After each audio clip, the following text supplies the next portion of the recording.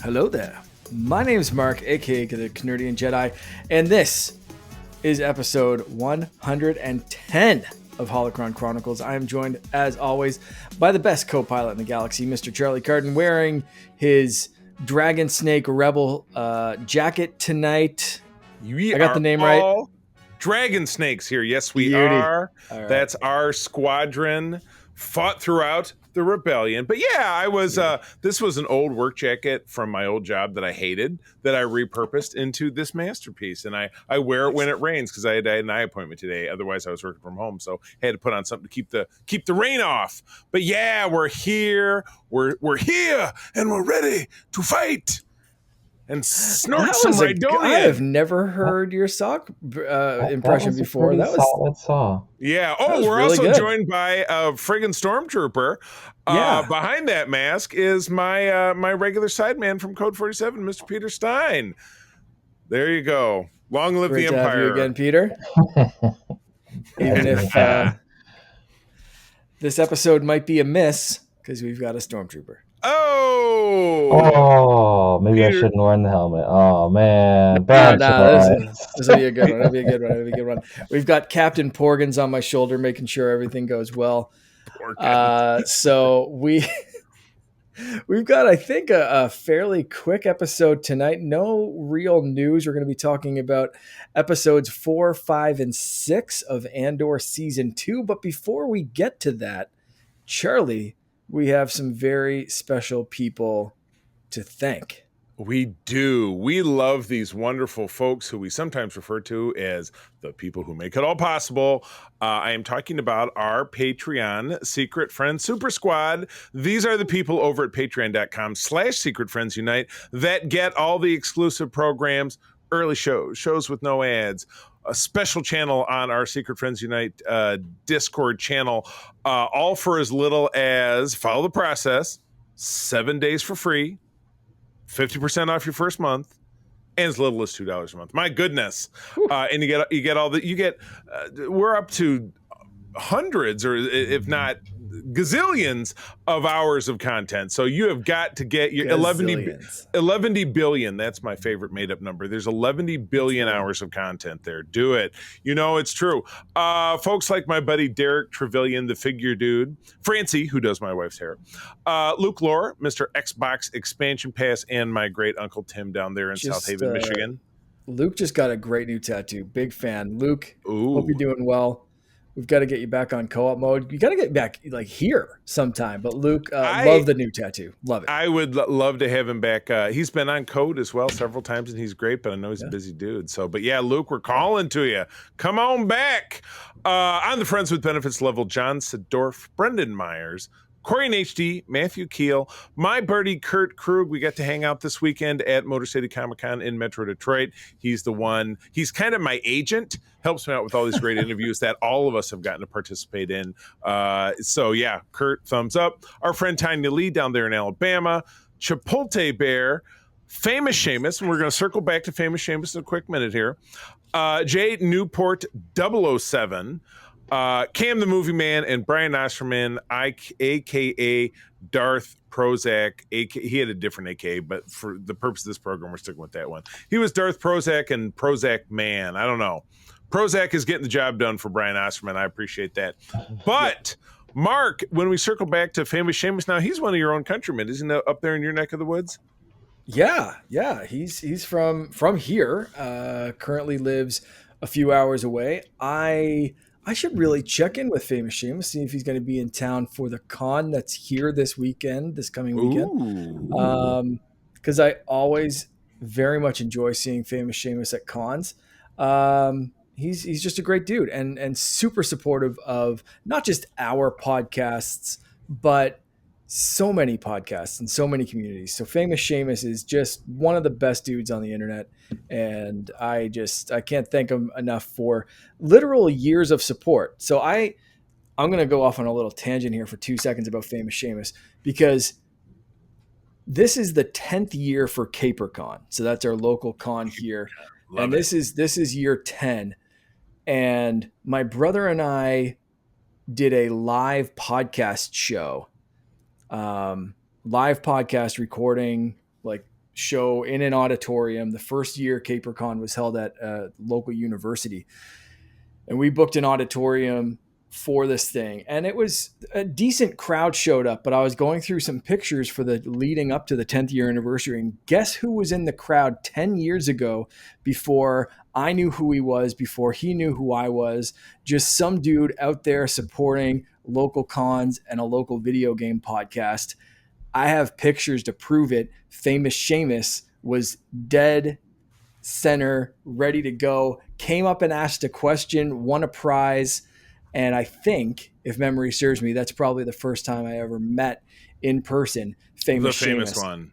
Nice. And it was such a thrill going back through those pictures and seeing my brother and I and everyone in the crowd, but then being like, holy crap, like Famous Seamus has literally been supporting me podcasting for 10 years at this point, which is absolutely wild. So Seamus, not only do I want to sing your praises on this show, but just in general to show people how amazing. I hope you don't mind me like going off on a little tangent there about how friggin' awesome you are. But Seamus, I genuinely hope that I do see you soon. If you're not at CaperCon, sometime soon, because you're just the best. However, we also have to bring things back to Star Wars right now, and not just like the Famous Seamus praise hour, and give Seamus a Star Wars race and a job within the Star Wars universe. So I have one in my head. I'd love to see what you guys have. Charlie, do you have an idea in mind? I'll take a swing. I don't know if, in fact, Seamus is an Irishman as I am, but I'm assuming, just because of the very Irishy name. So what's more Irish? What's the more Irish than the color green? When you think of green and you think of Star Wars, what do you think of? You think of a Rodian. Big old snout, big black eyes, big pointy boop-a-doop, boop-boop. And what's a job that he does? Well, we've seen Rodians that were bounty hunters or smugglers or senators.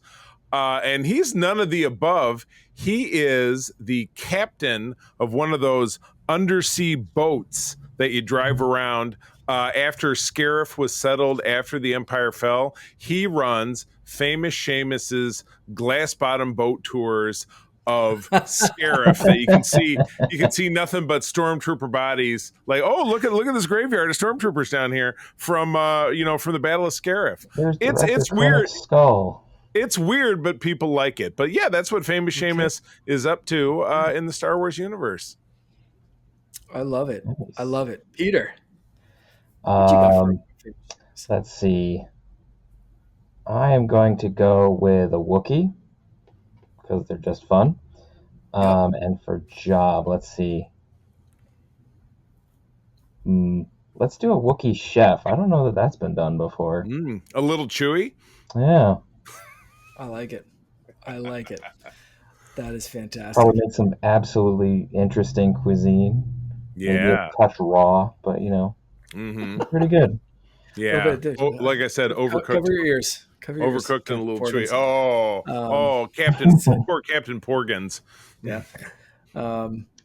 Fantastic. I like that. Everyone loves Wookiees, and everyone should love Famous Seamus. So I like that. And chef, I don't know if Famous Seamus is a good chef, but you can message us and let us know what you think of that as a good one, or come and say I'm not a chef at all. But who's going to argue with a Wookiee chef? You're going to eat what they make, or you lose your arms. Right. Then you're not eating anything unless you have a straw. And you're leaving a big tip at the restaurant. I think that's a win-win-win for just everyone involved. Yep. Nobody gets hurt. And if anyone gets mad at the chef, you can say whatever, and they have no idea what you just told them. Right. Yeah, exactly. The hairnet budget is immense, though. I'll say that. That's going to be a bit much, yeah. He's going to be wearing one of those full body condoms, like from the Naked Gun. Although if he's working on Tatooine, I mean, are really codes in place? No, and the Outer Rim, it's very lawless. He'd be all dried out, too. We've seen the safety standards of the Empire and most of Star Wars. There's no handrails anywhere. Yeah. I really don't think people care about a tiny bit of like Wookiee hair in their pasta. If they have a chance of falling into a reactor anytime they go near any building or any Just kind of Yeah. whatever. split So, the difference, right? I think people are fine. Yeah, there's no Imperial OSHA, unfortunately. Yeah, no, not even remotely. I am going to go with. I mentioned this on co-op mode that every time I see famous Seamus, he is. Anytime I see him at a con, he is just like two arms double fisting bags full of merch and Merch man. artwork and stuff. He's a big fan of fan art and like supporting different artists and that kind of stuff. So I'm thinking he's kind of Captain or Admiral Thrawny, where he's a collector of Fine integrity. artwork. He is a collector of um, stories and pieces of art that tell a cultural story. So I'm going with Chiss Ascendancy, or Chiss as the species, and Job. Not as evil, definitely not evil like Grand Admiral Thrawn, but um, I am still making him a collector, an art collector. Not maybe not for the Empire. Maybe he's just a Chiss art collector and Not appreciates that kind of stuff. non-evil. Kind Non-evil. of Luthen-esque. Maybe he has a proprietor of valuable cultural goods, but not an evil one. He's a good one. Are they ill-tempered? Yes, maybe. So I'm going with that. It's a very similar to my reasoning from co-op mode, but I like the reasoning. And when I think of famous Seamus, it's that kind of level of support for, I'll say the arts, because I think podcasting and this kind of public radio performance or whatever you want to call what podcasting is. Falls into that purview as well, and then actual artwork and drawings and things that you always see him just like supporting all these people. It's wild and it's amazing, and it's one of the things that I always expect to see when I see him at a con. So that's awesome. Seamus, thank you so much for everything, man. This is we hope you like the Star Wars races and jobs. If not, tear us to shreds. Do and it. Let us then know we know you're Discord. listening. Pull a love Wookiee, that. rip our arms off. Right. Ouch. That's it. Ouch. And don't say that. He might be here. I might see him Saturday, and he'll like grab my arms when I'm least expecting it. Oh, geez. Captain Canada will be no more. Captain Canada. Captain Canada will be an arm short. Well, so thank you to all of our great patrons. If you're listening to the sound of our voice and you want to find out what it's all about, if you want to join us and get your Star Wars name over here, get your Star Trek name over on Code 47, video, whatever it is you guys do it on co-op, I don't know. We do something superhero related over on SFU. Anyway, it is patreon.com/Secret Friends Unite. 7 days for free. First month is half off, and then as little as $2 a month to stay on board. It's the bargain of the galaxy. Do it. All right. Yeah. Right. Like I said at the start of the show, there's not a ton of news this week. There's a new Darth Vader book that they've kind of announced a little bit, but we don't know too much in terms of detail on that one. So I'm going to save talking about that one, maybe read it when it comes out if it's really good, or talk about it later. Right now, everyone's just kind of still talking about how good Andor was. So I think let's skip any kind of news and just jump straight into Andor. If you guys are, thumbs up with that one. Let's Andor. Double thumbs up from Peter. So let's jump into Andor Season 2, episodes 4, 5, and 6. Again, I think just similar to last week, these kind of work as a bunch. So, Charlie, if you want to start reading, if anyone has any thoughts on individual episodes, we can have some time for that. But I think a bigger discussion can be like in the timeline jump or time area jump of these three as a whole. And we'll kind of see where it goes. So, Charlie, you want to start off with the first episode 4, Ever Do been it. to Gorman? Episode 4 is a question. Ever been to Gorman? Ariel Kleiman doing the directing with a script from Bo Wilmot. Wilmon, oh my God, this guy has his own Star Wars character. The guy who wrote this, because Wilmon is, or is this Willimon? I don't know. It's close enough. Has his own guy. Anyway, all 3 of these episodes dropped on April 29 of 25, which is your recording in. 1 year after the incident on Mina Rao, Cassian and Bix have become active operators for Luthen and live in a safe house on Coruscant, though Bix is still beset by nightmares of the awful Dr. Gorst. On Gorman, the Empire begins building an armory. Cyril, with Dedra and Partagaz's backing, takes up a position in Palmo, the capital city of Gorman, and pretends to be sympathetic to the local rebels' cause to feign a rebels' cause to feign being successfully recruited. Upon learning from Jung that Dedra is secretly working on the planet, Luthen sends Cassian to assess the rebels. Wilman, oh, there you go. Wilman. So we dropped a letter. Wilman is tasked with teaching Saw Gerrera's Lieutenant Pluty on how to configure the machine that extracts Rhydonium. I wonder why. We'll find out. A fuel source for the Empire starships that they plan to steal. Well, that and something else. Mothma unsuccessfully attempts to rally support to kill the renewal of a bill giving broad power to the ISB. Politics. Kids love politics. All right. Any of the hottest hot takes before we move on? I'm gonna jump in with a quick note that after the first 3 episodes of this season hitting so damn hard, this one felt like a bit of a slowdown. Not in a terrible way, but it felt like this episode, and I think the next one,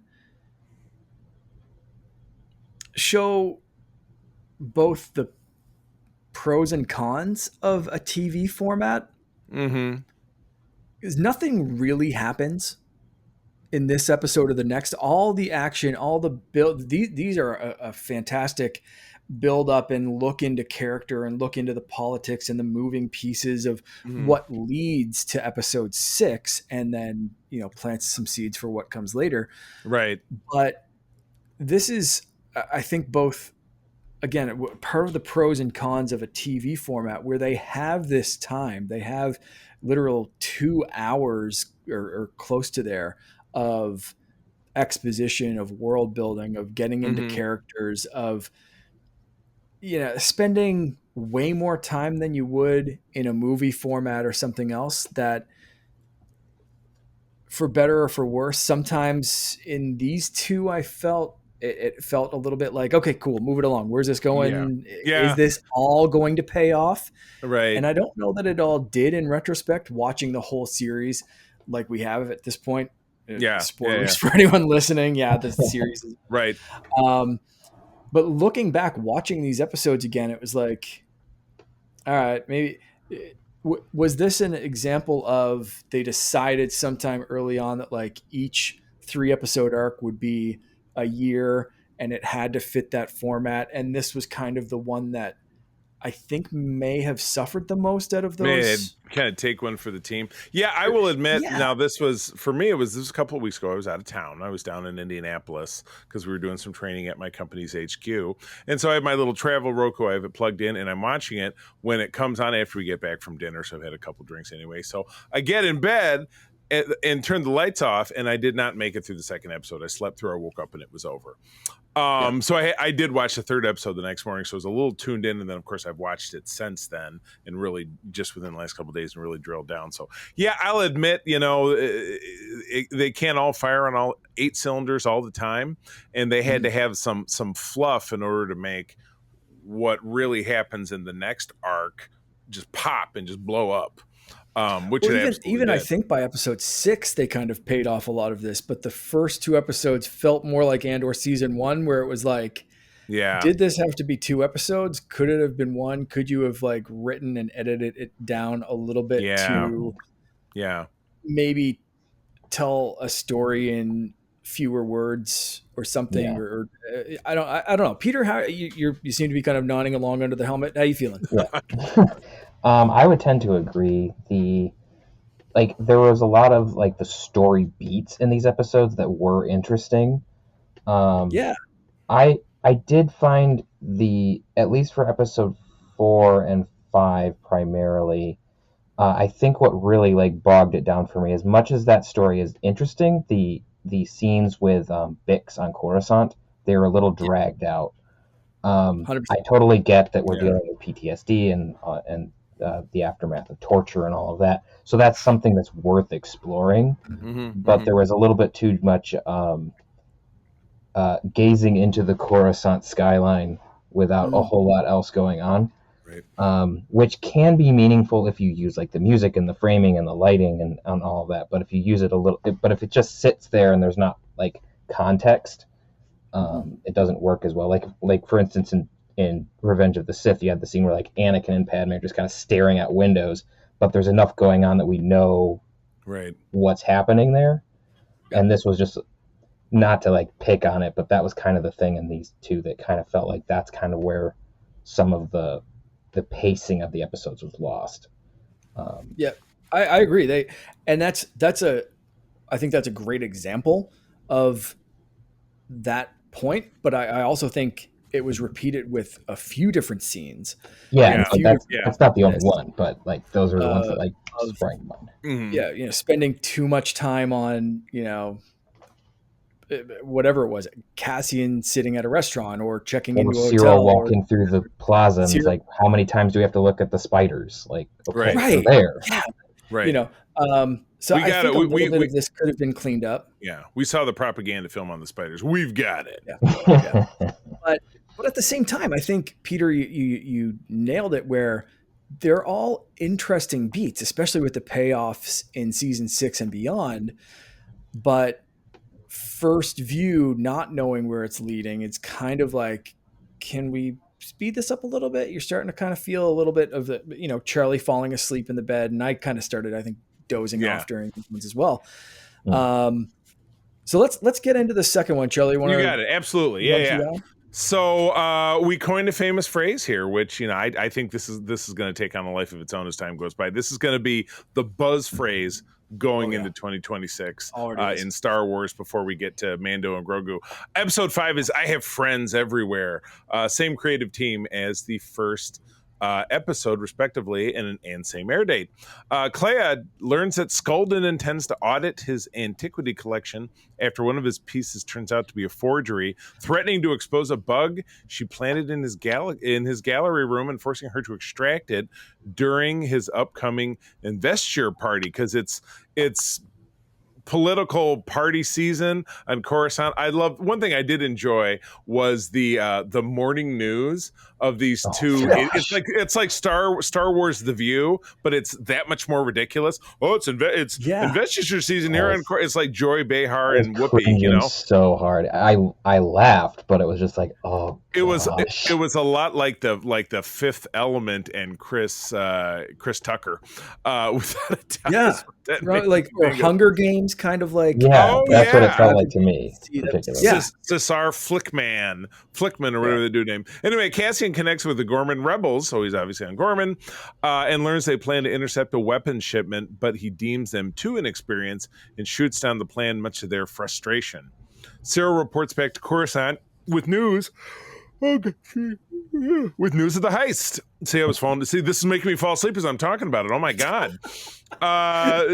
Reports back with news of the heist, with Partagaz and Dedra agreeing to let it go through to empower and control the rebels. Saw kills Pluty after learning he is a traitor and has a big old snuff of that fuel. It's so weird. And Wilmon has Wilmon work on the extractor on the heist instead. And he says that line, "You're here and you're ready to fight." I can't get over the fact that we've never heard this impression before, and it's so friggin' good. Like, it just inspires me. All right. So yeah, end of part 2 of the sleeping before things get interesting. Yeah.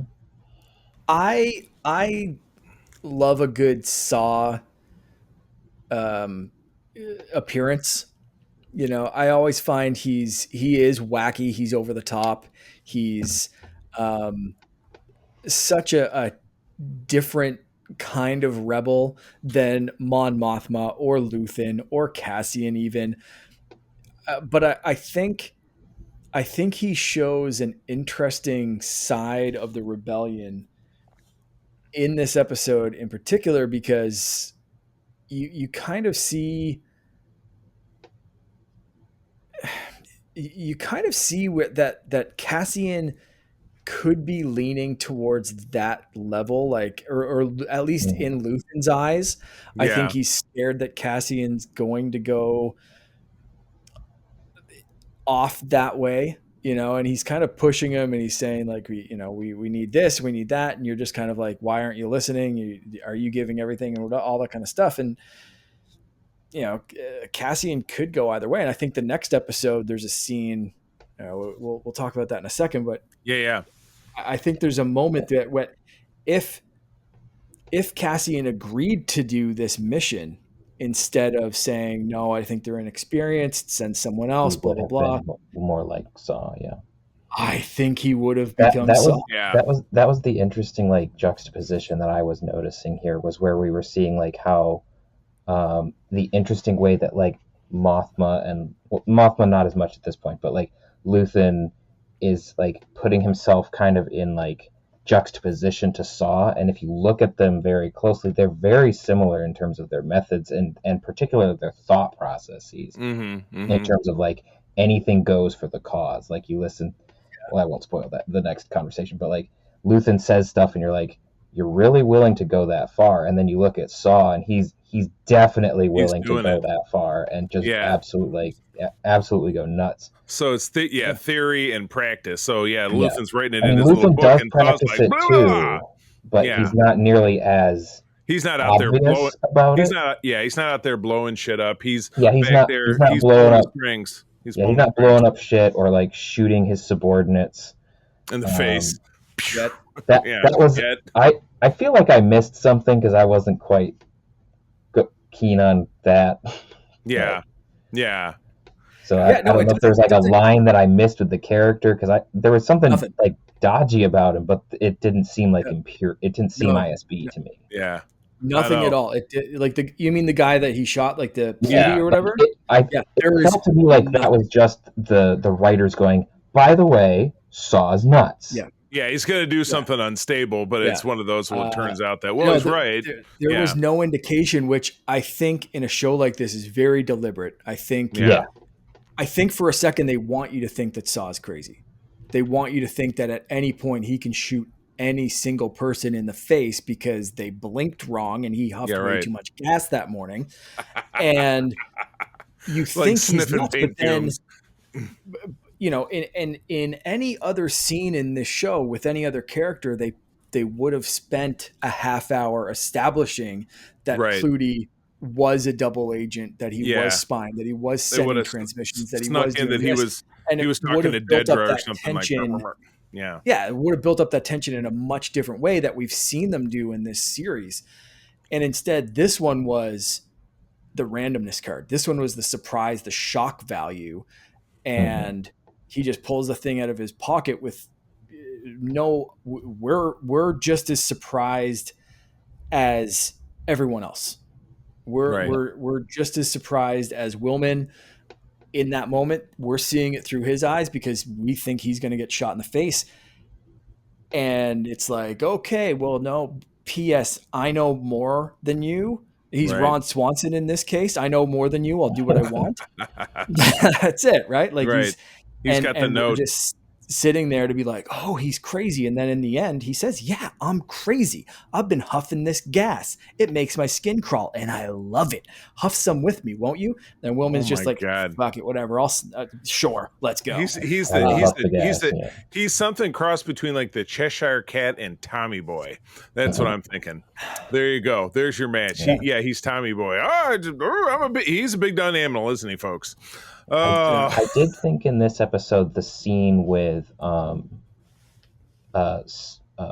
Cyril and Deidre and Pendergast at the ISB headquarters was actually really interesting, because you can see like through the glances of particularly Pendergast and Deirdre looking at each other, you can tell that they're not telling Cyril the whole story. They're totally manipulating him.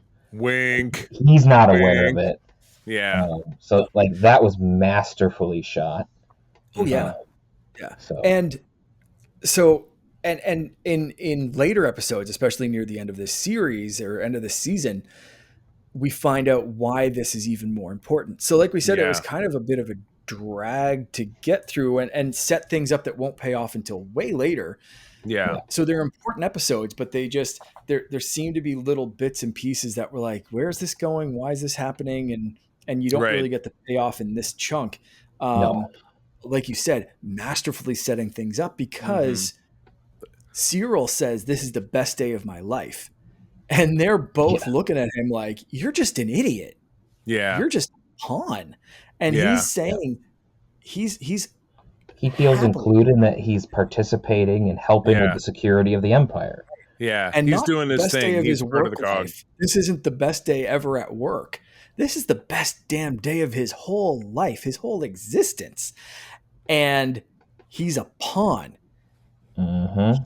That's rough he's trash to throw away. Yeah. And that's from his boss. His girlfriend's in on it. And he has no idea just how much of a rube he is. And he thinks he's so important and all this kind of stuff. And it's going to pay off. He's like, I am the linchpin of this entire plan. Dude, you're not. You are you are a paperclip. You are you're less than it. You're not insignificant, but you're not as essential as you think you are. Right. It reminds me of his when he was walking the new guy down the line in the last episode block, and he was like, "Well, I remember my first day. Pay attention to me now.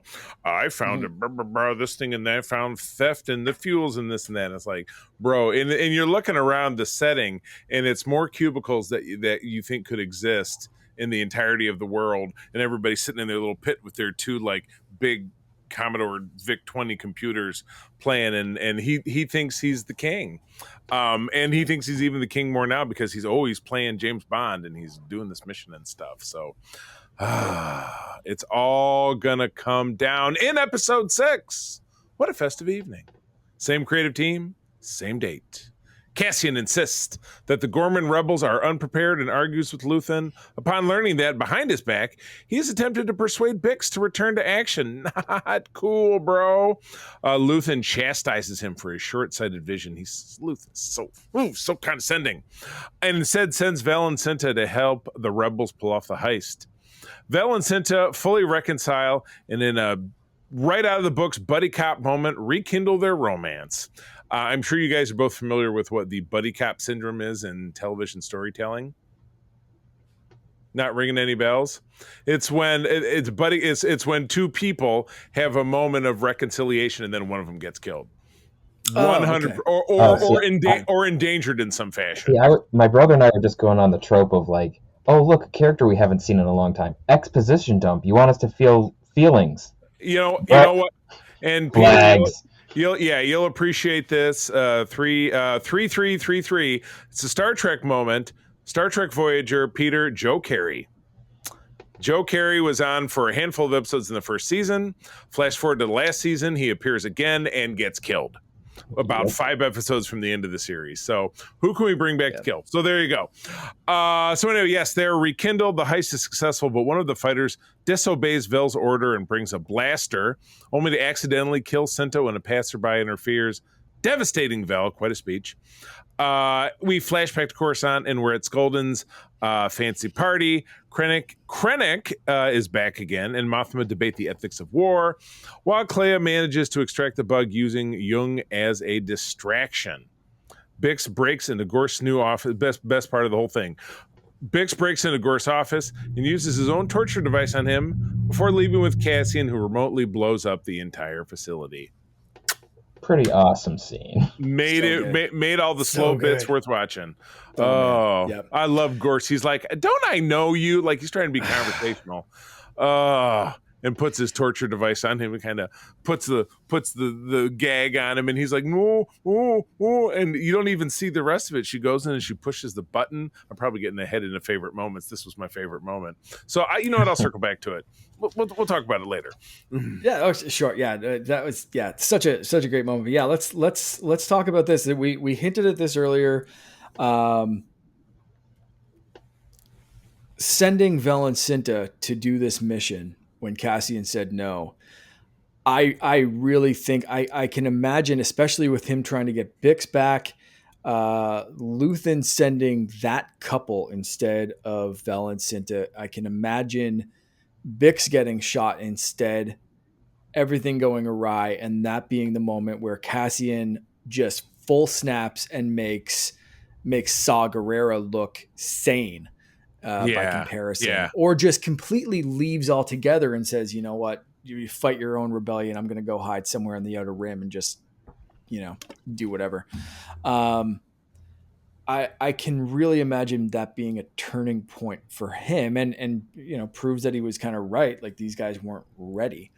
Right. So yeah, big moment though, especially like you said for Vel afterwards, and she has that very hitting speech to the guy that shot. The guy who brought a gun. He's kind of like the idiot playing with his dad's gun. Who ends up shooting himself or somebody. Just because, that was they were given instructions, they didn't follow them. So they're not ready. They're not ready to be rank and file rebels. They're not ready to join. They're not ready to put on the orange suits. They don't deserve a nice belt and nice boots and a nice jacket because you're not in the rebellion. They're not organized in the same way. Well, it doesn't really remind you of the Lord of the Flies kids in the first arc, right? Because they're busy squabbling with each other until they just openly start shooting each other in the face and running around, and then the big Ronto thing shows up and eats them. And here's an idea. You know what they could have done if they cut some of the burn up time in this? Take us back to Yavin with animal control, getting rid of all those critters so that they can take over the temples. Do they have to? Maybe they made a zoo or something like that, and they just fed them Imperial bits. Maybe they feed on Stormtrooper armor. Who knows? Well, that would be shocking to Callus when he shows up. Yeah. Oh, yeah. Oh, yeah. Exactly. So, yeah. So, Charlie, I love the point that you made about seeing the fighting amongst themselves rebels in the first arc.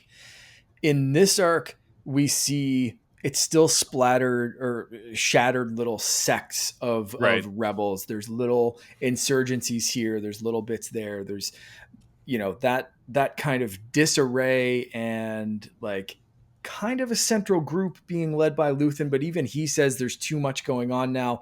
I'm losing control of it all. I can't keep track of all the lies and this and that and the different lines that are coming in. But we start to see the need, I think, for this. And Cinta's death, I think, is one of those linchpins for this starting to come together. And we see pretty soon in the next arcs, the Rebel Alliance really starting to become an alliance, I think, because of this. Does the pacing of the Rebel Alliance coming together work for you guys in that sort of way? Like, is it so far kind of believable in terms of like Lord of the Flies infighting, a couple of idiots, but still semi put together, and then, turning into Yavin 4? I mean, in a couple of years. I would have to agree that it does. I mean, if you remember, and it's funny because it gets referred to as, remember I'm sure you've heard of the and I'm going to misname it, but I'm going to misname part of it, but it was the Council of 2000. It was 2000 Systems that agreed that when the Empire started up, that this is not the way they wanted it to go. And there was a famous cutscene in Revenge of the Sith that had the first appearance of Genevieve O'Reilly as Mothma, and of course it had Padme, and it had Bail Organa and a handful of other aliens whose names you never learned. And this was the real beginnings of people talking about, well, we've got to fight this. This is going to go bad, and we've got to, like I said, go to your Return of the Sith DVD, or even if you look at it on Disney Plus, they often will have all of the deleted scenes there. So if you've not seen it, or find it on YouTube, it's there and you should watch it, because even though traditionally a cut scene is not considered canonical, and we tend to deal in canon when we're dealing in situations like this, it still gets reference to the fact, and you could feel that it really happened because it is reflective of the kind of things that we're seeing here. You can absolutely see in this wide galaxy of different planets and different politicians, and you have violent extremists, some of whom are organized, and you have just idiots who, hey, I got a gun and I'm gonna, like the kids that we saw in Yavin in that first arc. And then you see, deep-seated, hey, you're playing checkers and I'm playing chess, guys like Luthen, and a network he's building, and then there's the path with the Jedi, and and those guys finding their way back around to dealing with guys like Luthen. It's so massive across it that there would be no way that you would flip a switch and it would be like, all right, we're finally gotten right. You could see that it would take nearly 20 years, over 15 years, 16, 17 years to really get to a point where it's organized. We just finished watching Rogue One again this evening, because we finished our full watch through the series, and we watched Rogue One. And that meeting they have at the end, or during Rogue One, seems to feel like it's the very first time that they've got everybody in one place, because you see those two obnoxious senators. There's the woman and the man, the guy with the pube beard and the dark-skinned woman, and and again, I'm jumping forward in the arc, and then Radic, and I want to call him Radish, Radis. Radis. Thank you. Yeah, there you go. And a handful of other people, but it's not till Rogue One that you feel like you're really seeing everybody. So yeah, it totally makes sense to me that it's going to drag, and there's going to be fits and spurts, and and even in the end, they won't be able to be an alliance, because Saw still needs to be over here doing his thing, and he's there on Jeddah, and he's attacking the Imperials who are looting the Temple of the Wills and stealing all the Kyber crystals. So yeah, no, it totally makes sense. It totally makes sense that it's probably a 1 in a million shot that it ever came together in the first place, with so many different ideologies. They needed something like Jyn Erso coming along, and this is, this Death Star's coming, but we can take it out. And they still couldn't get out of their own way in order to get organized until, they took matters into their own hands, that's what rebellion is. Anyway. Yeah. Peter. I would think, I tend to think that it's decently paced in terms of how it appears in this set in the second season. I don't know if we talked about it last season, but I know that my big chief complaint about season 1 was that there wasn't enough build up to the rebellion. And so this season seems to be doing that a lot. I mean, obviously it's more focused because it's closer to the Battle of Yavin, and so it kind of has to be. Right. But I do like how you have like the very sporadic infighting groups, and then you have like where we're at now, where they're kind of in the same goal, but they're all separate, which is what we see in the show Rebels. And so then, I mean, in our next arc, we get kind of a tangential tie-in to that. So I think that how they're doing the pacing in this season particularly really works out for me. I do think that there would have been more insurgencies earlier on, but I think that for storytelling purposes, I think that what they're doing in this season works for how they're developing the rebellion. So. Yeah, absolutely. And there's no saying that there weren't other insurgencies, and Luthen doesn't have other teams that he's sent to do things or help organize things, or maybe there were other insurgencies that they just kind of watched and then realized like, no, we need some like actual agents that know what they're doing to help these. So, Glorbon 6 doesn't happen again on Gorman. You know what I mean? Like those guys got wiped the hell out by the Empire instantly because nobody knew what they were doing. So let's send 2 of our best to show them how it's done. Get them walking down the path. Do some kind of, you need to send the management trainee, as it were. Exactly. You can kind of piece those bits together. I think that's kind of what I did anyway. Of like, it feels like they've learned from their mistakes, and we don't see any of those mistakes in this. I think you nailed it for the purposes of the story that they're trying to tell here. But it seems like they've probably run into like Okay, let's send Saw and his crew. That was a bad idea. Okay, Mhm. let's just see how they do on their own. That was a bad idea. You Yeah. know, Right. like they've Yeah. probably had that build up for a few years or Yeah. you know, Yeah. And whatever. yeah. And we also see like other military people. So clearly we're not like when we're following Cassian and Saw and Luthen primarily. So we're not seeing like the, you know, former Republic officers who have left the military and gone off on their own. Like clearly we have Admiral Raddus. He's not a scrub. He knows what Right. he's doing. Yeah. Right. You have the other generals, and this has been part of like how the rebellion was built even back in the old legends stuff where you had generals and people who were part of the formation. So Right. I would have liked to see a little bit more of that, but that's not the story that was being told. Right. So Right. That's why we don't see it. Right.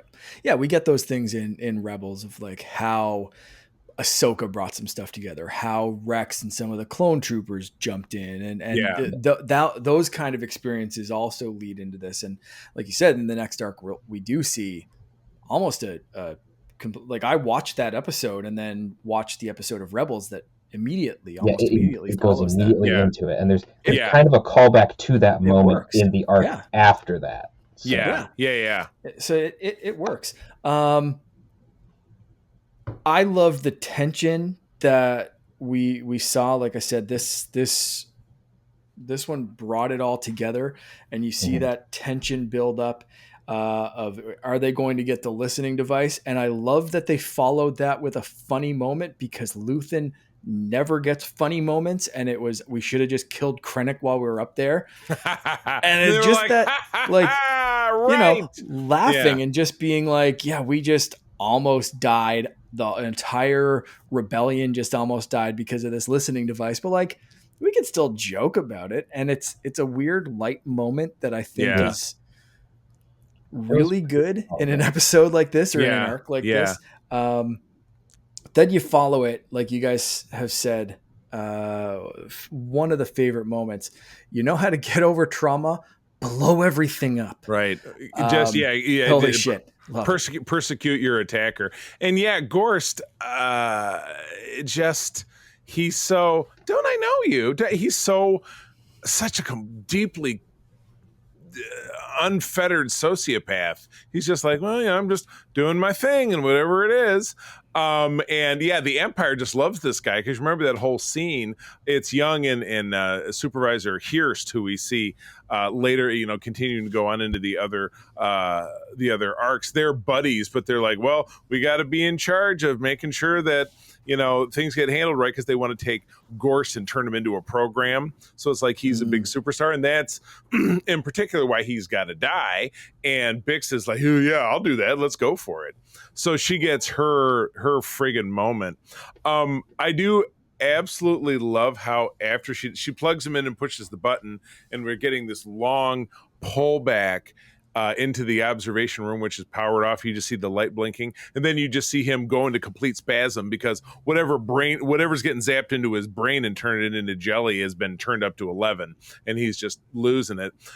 But the thing I really dig is another long shadowed shot of her walking out that you just hear clip claps, and then she passes under a light, and she's approaching black clad Imperial officer, so he's from the Stormtrooper Corps, and he says he's carrying a weapon in his hand like a Stormtrooper would, and he says, "Hey, you're not supposed to be here." And she pulls out her weapon and just shoots him. And I said, April, he didn't even raise up his weapon. He just got shot and fell down. That's how incompetent the Stormtroopers really are. No training, because you would think if you see a strange person in the dark walking at you inside a secure military facility, you would probably shoot them on sight. Especially if they didn't present answer company right away. Not included, Peter. You're very competent and we love you. Yeah. But your stormy brethren, I don't know. You would think once they take the helmet off, they maybe having the helmet on is what they need to be more vicious. Because remember the stormtroopers that burned up, Uncle Owen and Aunt Beru, they were vicious. Those were the stormtroopers that their shots were so precise and they rode single file and blah, blah, blah. No, that was the same people. You know what I mean?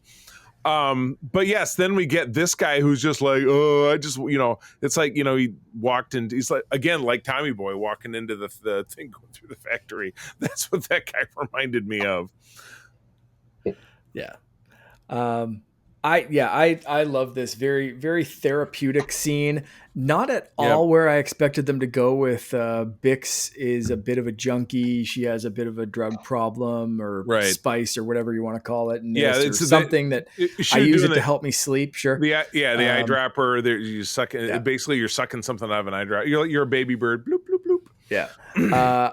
Not at all where I expected them to go with this. I expected them to kind of go a little bit deeper, a little bit darker. Maybe that's how she got off the show, I'll say, because obviously, she's not in Rogue One, so I didn't expect her to either still be a part of this show by the end of it or survive completely or something. Right, so right. I had some pretty dark thoughts about like where they might go with this based on episode 4 and 5. Yeah. Peter, you thinking the same thing? Yeah, when I saw Luthen go and basically try to re-recruit her, I was like, so this is how it ends. Yeah. So, but I mean, what we got was really cool. It's one of those like, it's very therapeutic for the character, and then you're like, man, doesn't work like that in real life. Dang it. Yeah, right. No, yeah, that's it. You can't just take like, here's my place of trauma. Boom. Right. Oh my God. Yeah, because it is, and when you think about it as literally anyone else, it becomes like the Joker blowing up a hospital kind of scene, and it's like, wait a second, we weren't rooting for the Joker. Why are we rooting for these two? Well, because Star Wars, and like whatever. Right. But like you said, maybe some real world kind of like comparisons may not exactly work, but like freaking worked here, like to great effect, I thought. Yeah, without a doubt. Wild. But yeah, you're right. Yeah. So, in the final analysis, could they have picked it up a little bit here and there? Probably.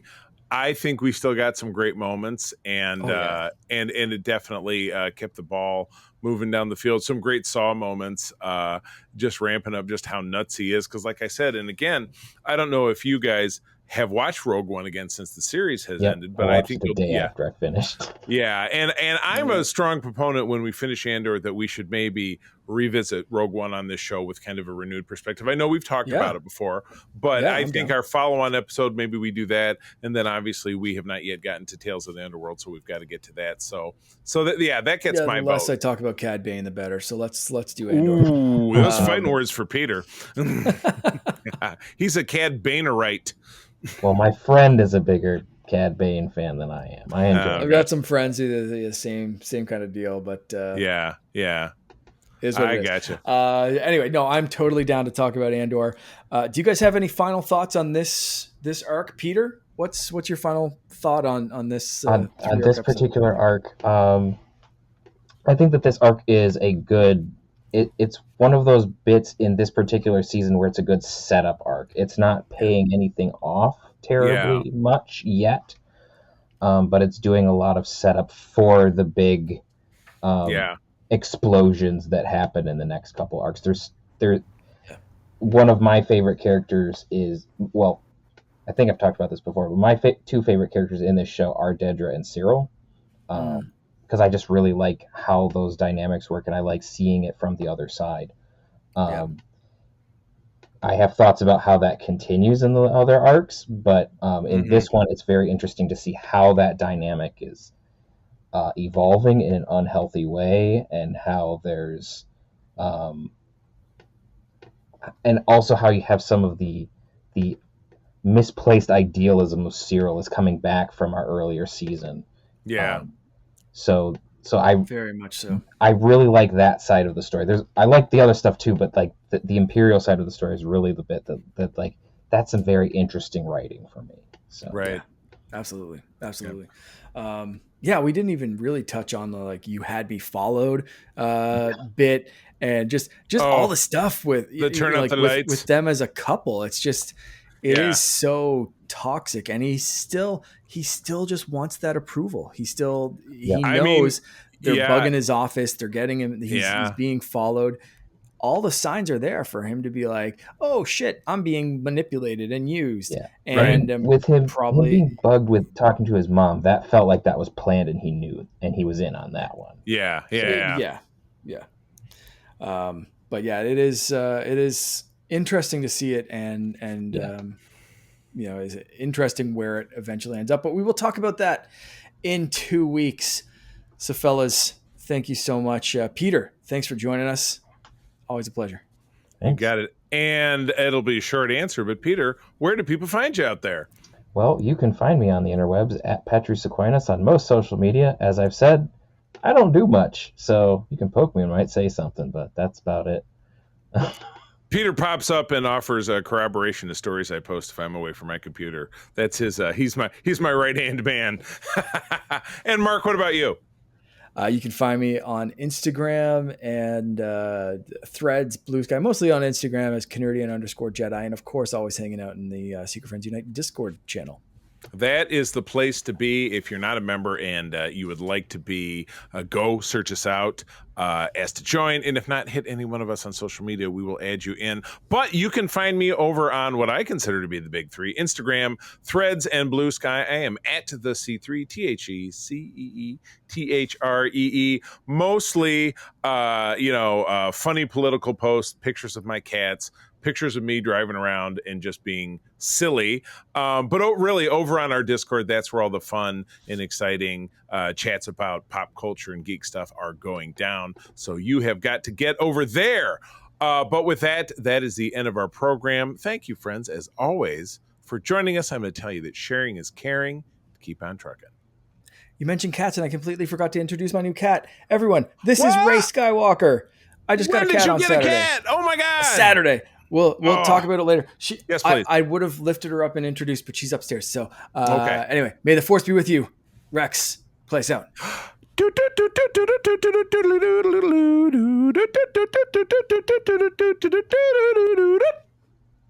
We got to change the ending theme because Rex got a copyright strike. So that might be you're singing the wrong song. I'm putting something different. So enjoy whatever this is.